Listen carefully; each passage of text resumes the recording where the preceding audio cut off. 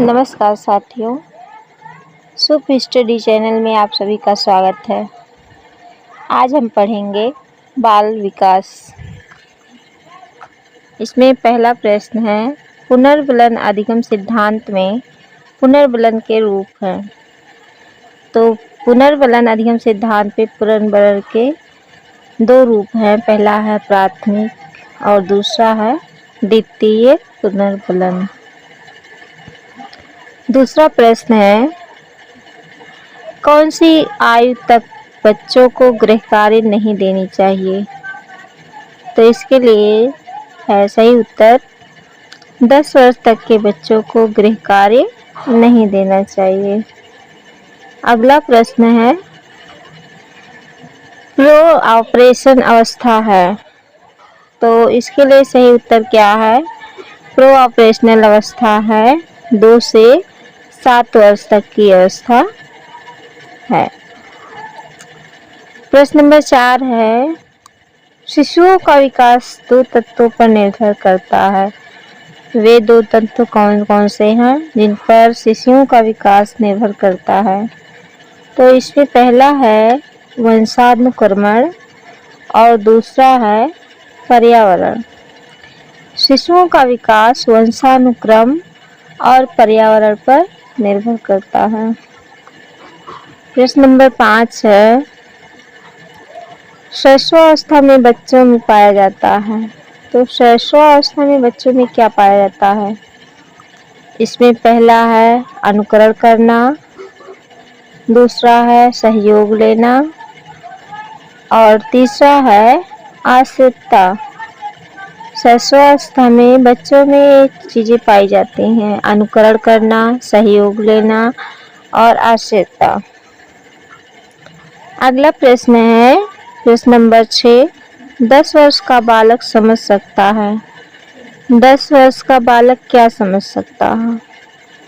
10 वर्ष का बालक 26,000 तक शब्दों को समझ सकता है।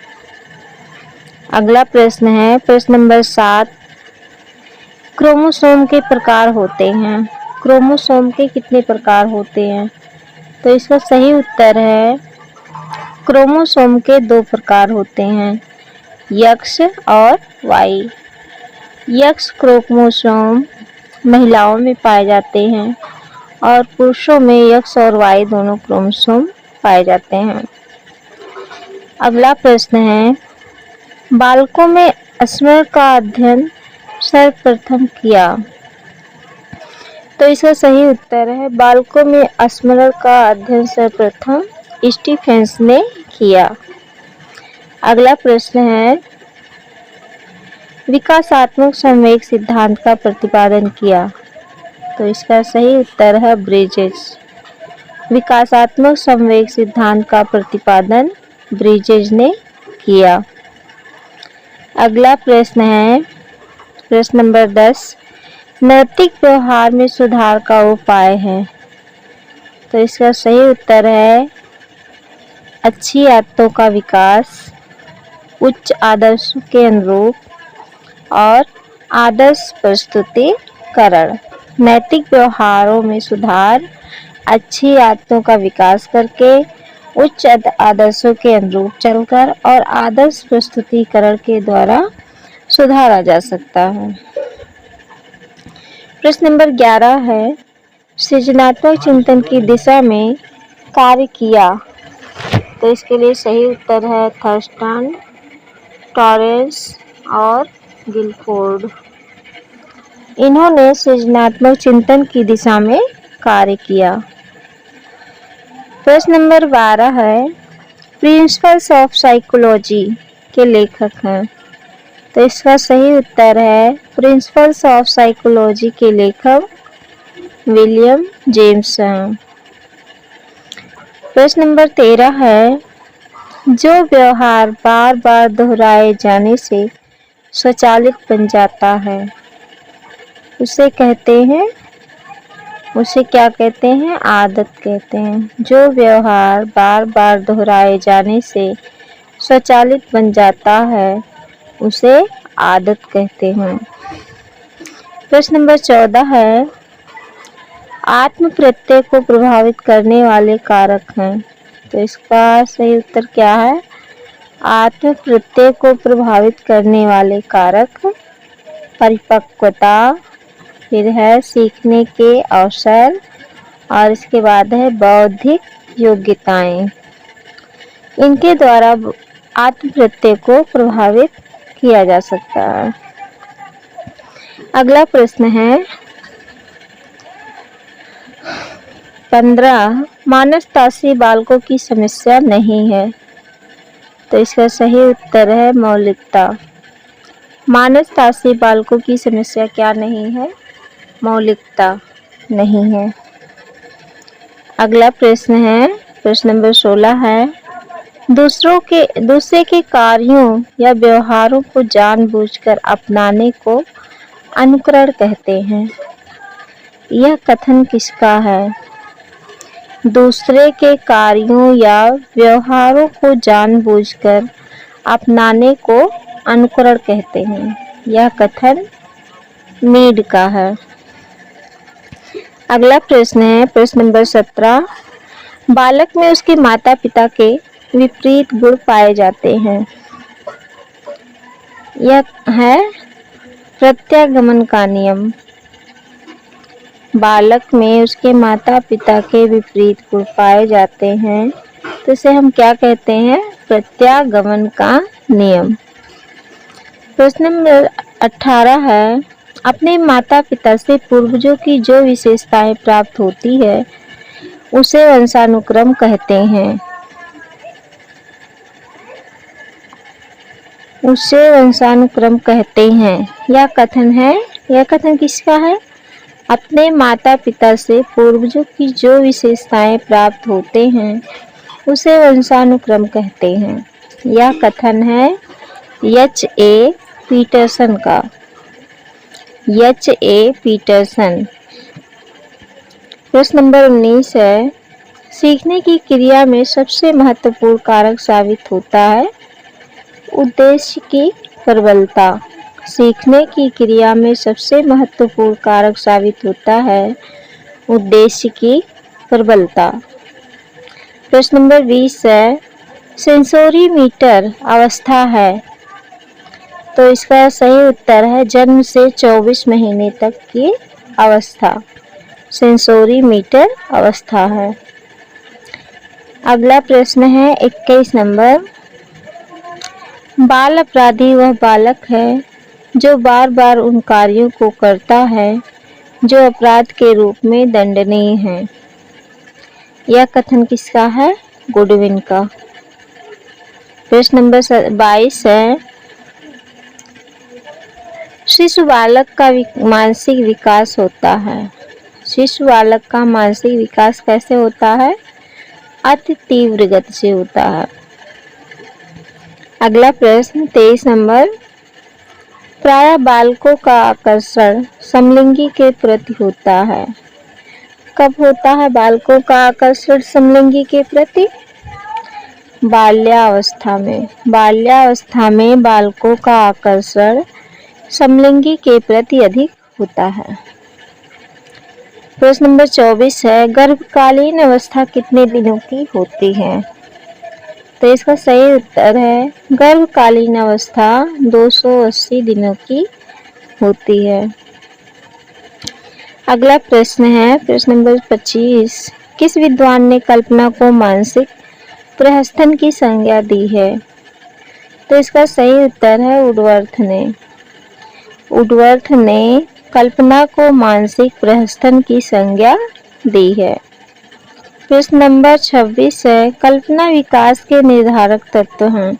तो इसका सही उत्तर है भाषा, कहानी, अभिनय या कार्य भूमिका। एक कल्पना विकास के निर्धारक तत्व हैं। प्रश्न नंबर 27 है, बालक के लिए उत्तेजना का कार्य करती है। बालक के लिए उत्तेजना का कार्य क्या करती है? जिज्ञासा, जानने की इच्छा ही उत्तेजना का कार्य करती है। प्रश्न नंबर 28 है, पिछड़े बालक की बुद्धि लब्धि होती है।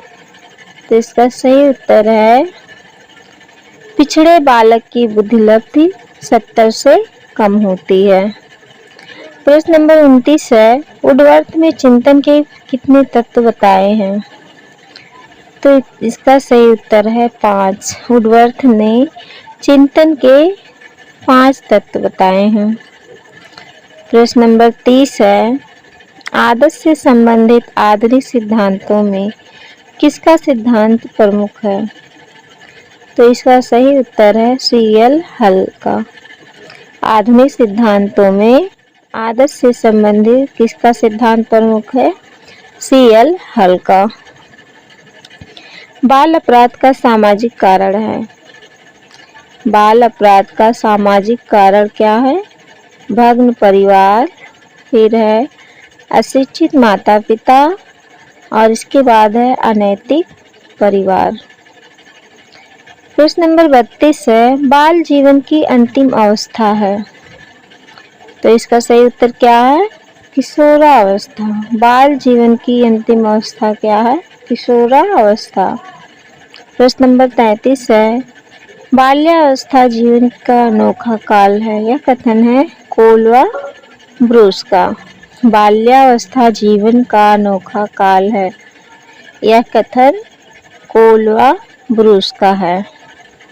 प्रश्न नंबर 34 है, बालक की सामाजिक विकास में सबसे महत्वपूर्ण कारक है।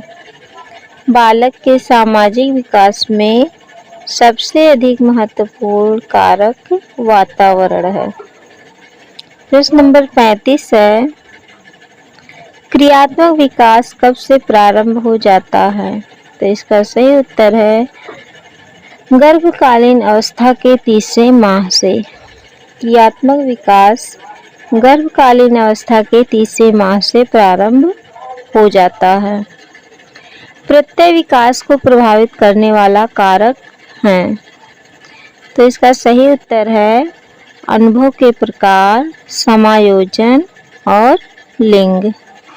प्रत्यय विकास को प्रभावित करने वाला कारक है अनुभव के प्रकार, समायोजन और लिंग। किस विद्वान का मानना है कि बालकों में संवेग जन्मजात होते हैं? किस विद्वान का मानना है कि बालकों में संवेग जन्मजात होते हैं? तो इसका सही उत्तर है वाटसन। वाटसन का मानना है कि बालकों में संवेग जन्मजात होते हैं। अगला प्रश्न है, जड़ बालकों की बुद्धिलब्धि होती है। तो इसके लिए इसका सही उत्तर है 25 से कम। जड़ बालकों की बुद्धिलब्धि 25 से कम होती है। प्रश्न नंबर 39 है, आदत उस व्यवहार का नाम है जो इतनी अधिक बार दोहराया जाता है कि वह व्यवहार स्वचालित हो जाता है। यह कथन किसका है? H.E. गैरट का। H.E. गैरट का है ये कथन। अगला प्रश्न है, भारतीय संविधान का कौन सा अनुच्छेद विकलांग व्यक्तियों के कल्याण से संबंधित है? भारतीय संविधान का कौन सा अनुच्छेद विकलांग व्यक्तियों के कल्याण से संबंधित है? तो इसका सही उत्तर है अनुच्छेद 41 एवं 46। अगला प्रश्न है प्रश्न नंबर 41, बाल अपराध का आर्थिक कारण है। बाल अपराध का आर्थिक कारण क्या है? निर्धनता, क्षुधा और भूखमरी और बेकारी, ये बाल अपराध के आर्थिक कारण हैं। अगला प्रश्न है 42, शिक्षा में कार्यरत संस्थाओं को किस प्रकार के कार्यक्रम आयोजित करनी चाहिए? तो इसका सही उत्तर है व्यावसायिक शिक्षा। शिक्षा में कार्यरत संस्थाओं को व्यावसायिक शिक्षा कार्यक्रम आयोजित करनी चाहिए। अगला प्रश्न है 43 नंबर पे, British association for child study की स्थापना इंग्लैंड में की। British association for child study की स्थापना इंग्लैंड में किसने की? सली ने। फिर अगला प्रश्न है, व्यक्ति की महानता का कारण उसका वंशानुक्रम है। यह मत है गाल्टन का। व्यक्ति की महानता का कारण उसका वंशानुक्रम है, यह मत है गाल्टन का।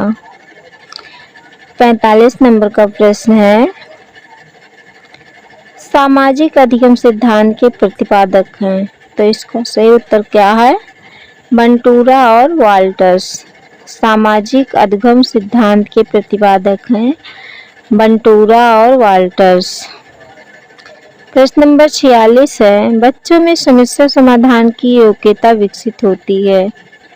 बच्चों में समस्या समाधान की योग्यता विकसित होती है 9 से 12 वर्ष में। अगला प्रश्न है, किस विद्वान ने बाल्यावस्था को मापने के लिए एक प्रश्नावली का निर्माण किया? किस विद्वान ने बाल्यावस्था को नापने के लिए एक प्रश्नावली का निर्माण किया? इसका सही उत्तर है हेनरी। अगला प्रश्न है, अमूर्त चिंतन की अवस्था है, तो अमूर्त चिंतन की अवस्था क्या है? 12 वर्ष के बाद की अवस्था अमूर्त चिंतन की अवस्था है। अगला प्रश्न है, प्रश्न नंबर 49, चिंतन के साधनों में एक है। चिंतन के साधनों में एक क्या है? सामान्यीकरण। अगला और लास्ट प्रश्न है, भारत में रुचि मापन का इतिहास प्रारंभ हुआ। भारत में रुचि मापन का इतिहास कब प्रारंभ हुआ? 1956 ईस्वी में।